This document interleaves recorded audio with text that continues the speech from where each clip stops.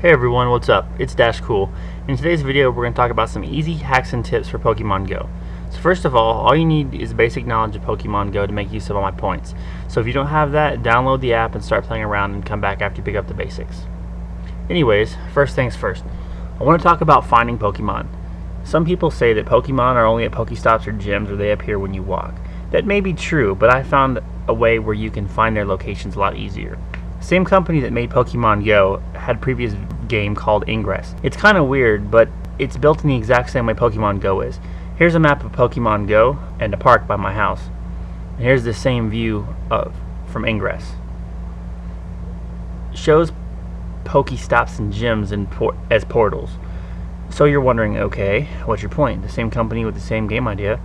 Well, the little blue stuff called XM flashes on the ground that are not at the portals or where the Pokemon at. Just like when you see the grass move in the game, except for if you go to those locations where the blue is, you'll find Pokemon. The thicker the blue, the more Pokemon appear in that area. The next thing I want to talk about is hatching eggs. Out of the 3 different eggs available, there are 2-kilometer eggs, which offer the weaker Pokemon and require about 2 kilometers or 1.4 miles. That's equal to about 2,670 steps, or about 15 minutes of walking to hatch. The second egg is a 5-kilometer egg, or about 3.11 miles, or 6,670 steps to hatch, which takes about an hour of walking to hatch. Last but not least, we have the third, which is a 10-kilometer egg, or 6.21 miles, equal to about 13,330 steps. It takes around 2.5 hours to hatch. And for all you Eevee lovers out there, Eevee evolves into 3 different Pokemon: Jolteon, Vaporeon, and Flareon. And it's not randomized. It depends on the moves that Eevee knows.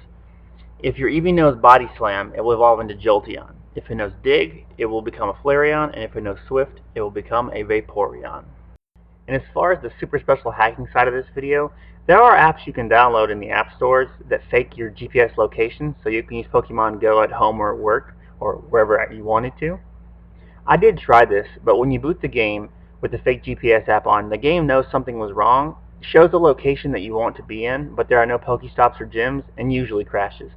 I personally would love it if this worked, but it's also a great way to get your account and even your device banned from being able to use Pokemon Go. This also goes for having multiple accounts. Many people want to have separate accounts that they play on the same device.